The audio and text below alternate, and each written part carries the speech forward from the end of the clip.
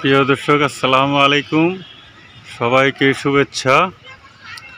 আমি এখন আছি ময়মনসিংহ বিভাগীয় শহরে। আপনারা দেখতে পাচ্ছেন, এটা হলো ময়মনসিংহ সার্কিট হাউস। আর এই সার্কিট হাউসের পাশেই রয়েছে বিশাল একটি মাঠ, খেলার মাঠ।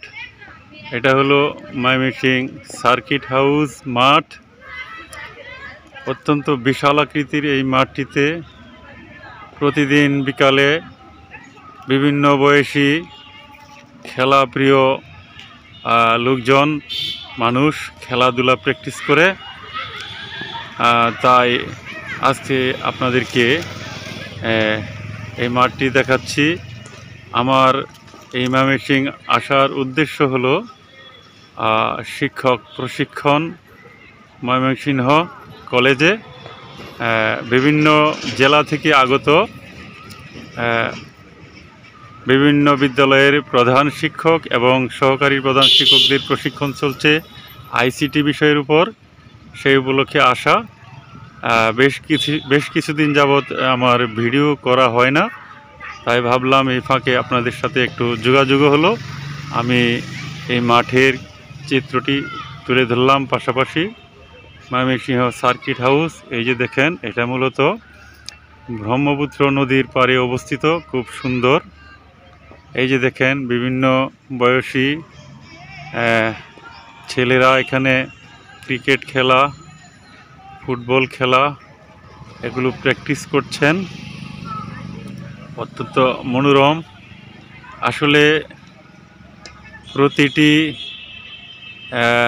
স্কুল এবং বিভিন্ন শিক্ষা প্রতিষ্ঠানের পাশেই বড় আকারের মাঠ থাকাটা অত্যন্ত জরুরি।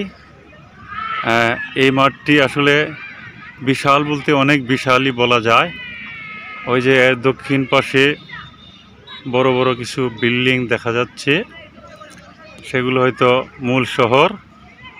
আর এই মাঠ এবং সার্কিট হাউসটা মূলত ব্রহ্মপুত্র নদীর তীরে অবস্থিত।